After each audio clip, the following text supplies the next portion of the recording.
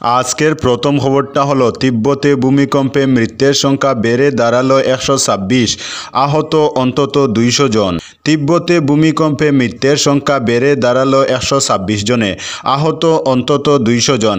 হতাহতের সংখ্যা আরও বাড়তে পারে বলে আশঙ্কা করা হচ্ছে। ক্ষতিগ্রস্ত 1000-এরও বেশি বাড়ি। মঙ্গলবার 7 সকালে তিব্বতে ভূমিকম্প হয়। রিক্টার স্কেলে কম্পনের মাত্রা ছিল 7.1।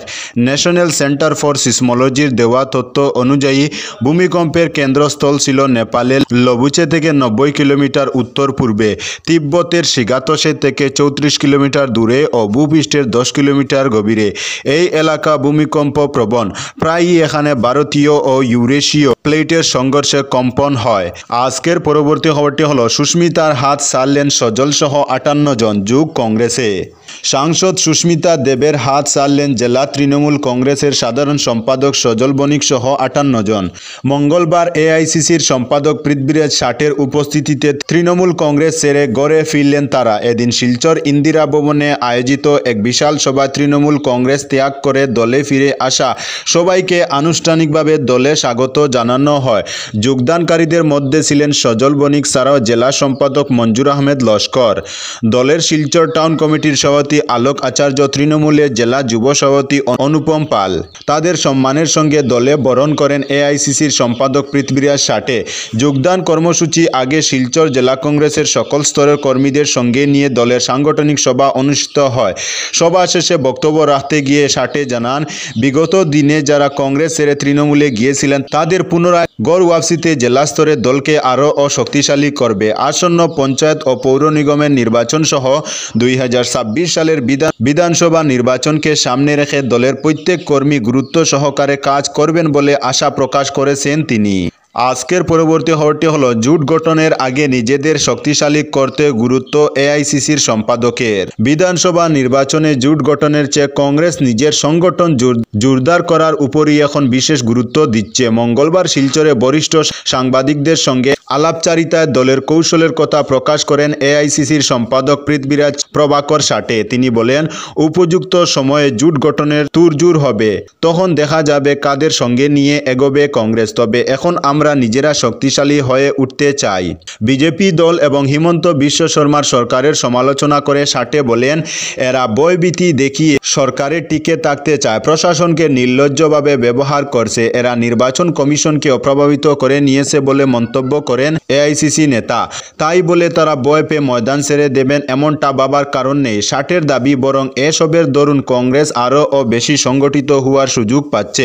আজকের পরবর্তী খবরটি হলো চশমায় গোপন ক্যামেরা লুকিয়ে প্রবেশ, রাম মন্দিরের ভিতরের ছবি তুলে আটক যুবক। রাম মন্দিরের ভিতরের ছবি তুলে বিপত্তি, আটক করা হলো এক যুবককে।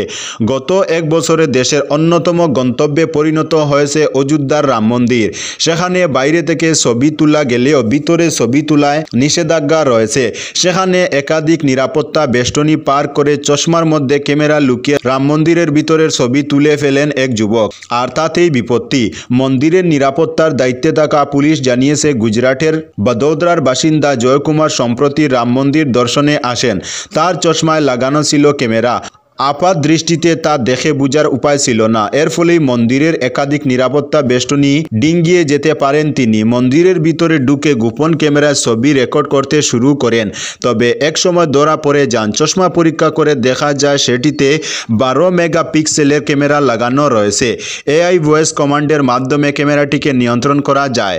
কী উদ্দেশ্যে তিনি মন্দিরের ছবি তুলেছিলেন তা এখনও স্পষ্ট নয়। তবে এমন ঘটনায় মন্দিরের নিরাপত্তা ব্যবস্থা নিয়ে প্রশ্ন উঠতে শুরু করেছে। আজকের পরবর্তী খবরটি হলো অবশেষে 33 ঘন্টা পর গুজরাটে 540 ফুট গভীর কুয়ো থেকে উদ্ধার তরুণী। সোমবার গুজরাটের কচ্ছ জেলায় 540 ফুট গভীর কুয়োয় পড়ে গিয়েছিলেন 18 বছরের এক তরুণী। অবশেষে টানা 33 ঘন্টার প্রচেষ্টার পর মঙ্গলবার তাকে কুয়ো থেকে উদ্ধার করা সম্ভব হয়েছে। অচেতন অবস্থায় ওই তরুণীকে উদ্ধারের পরই তড়িঘড়ি করে নিকটবর্তী হাসপাতালে নিয়ে যাওয়া হয়। জানা গিয়েছিল, কান্দেরাই গ্রামে 540 ফুট গভীর ওই কুয়ো পর 490 ফুটে আটকেছিলেন তরুণী। প্রথমে একজন প্রাপ্তবয়স্কের গভীর কুয়োয় পড়ে যাওয়ার বিষয়টি মানতে চাননি প্রশাসনের আধিকারিকরা। পরে কুয়োর ভেতরে ক্যামেরার মাধ্যমে তরুণীর উপস্থিতি নিশ্চিত করেন তারা। এরপরই শুরু হয় উদ্ধার কাজ, কিন্তু কুয়োটি মাত্র 1 ফুট চওড়া হওয়ায় সেখান থেকে ওই তরুণীকে বের করতে যথেষ্ট বেগ পেতে হয়েছে উদ্ধারকারী দলকে।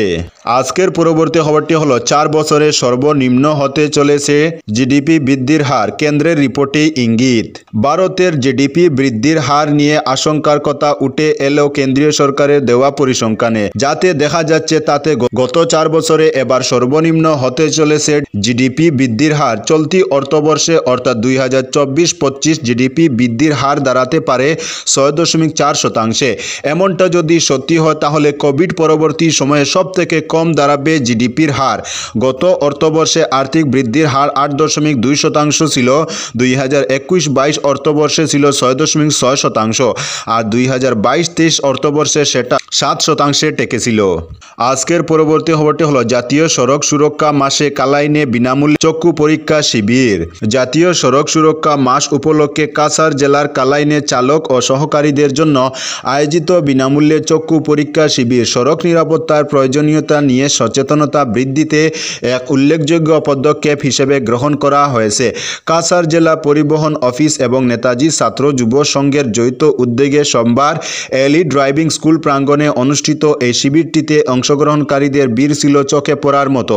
অনুষ্ঠানের সূচনা করেন জেলা পরিবহন আধিকারিক দ্বিতীয় রমেশ শাম। তিনি তার উদ্বোধনী বক্তব্যে সড়ক সুরক্ষা এবং দৃষ্টিশক্তির মধ্যেকার সম্পর্কটিকে স্পষ্টভাবে তুলে ধরেন। তারপরে পেশাদার অপটোমেস্টিক ডক্টর মৃণালকান্তি নাথ লস্করের নেতৃত্বে চক্ষু পরীক্ষা শুরু হয়। শিবিরে 70 জনেরও বেশি অংশগ্রহণকারীর চোখে দৃষ্টি ক্ষমতা, পার্শ্বীয় দৃষ্টি এবং রঙের পার্থক্য বোঝার ক্ষমতা পরীক্ষা করা হয়। এর মধ্যে প্রায় 40 জনের দৃষ্টিজনিত বিভিন্ন সমস্যা ধরা পড়ে, যাদের উন্নত চিকিৎসার জন্য বিশেষজ্ঞ কেন্দ্রে পাঠানোর ব্যবস্থা করা হয়। আজকের পরবর্তী খবরটি হলো অসহায় লোকদের মধ্যে কম্বল বিতরণ। শহরের বিভিন্ন এলাকা থেকে অসহায় লোকদের মধ্যে কম্বল বিতরণ করল সোনাবাড়িঘাট ইয়ং বয়েজ ক্লাব। সোমবার রাতে শিলচরের অসহায় লোকদের হাতে কম্বল তুলে দেন ক্লাবের কর্মকর্তারা। বিতরণ চলাকালে অন্যান্যদের মধ্যে উপস্থিত ছিলেন ইয়ং বয়েজ ক্লাবের সভাপতি আকমল হোসেন লস্কর, সম্পাদক আক্কা মজুমদার, সদস্য কাউসার মজুমদার, আবেদ চৌধুরী, জুনাদ চৌধুরী। তাদের এই মহৎ কাজে অনেকেই ভূয়সী প্রশংসা করেন। তো বন্ধুরা, আজকের জন্য এতটুকু। পরবর্তী কোনো নতুন ভিডিওতে দেখা হবে, তখন অবধি ধন্যবাদ।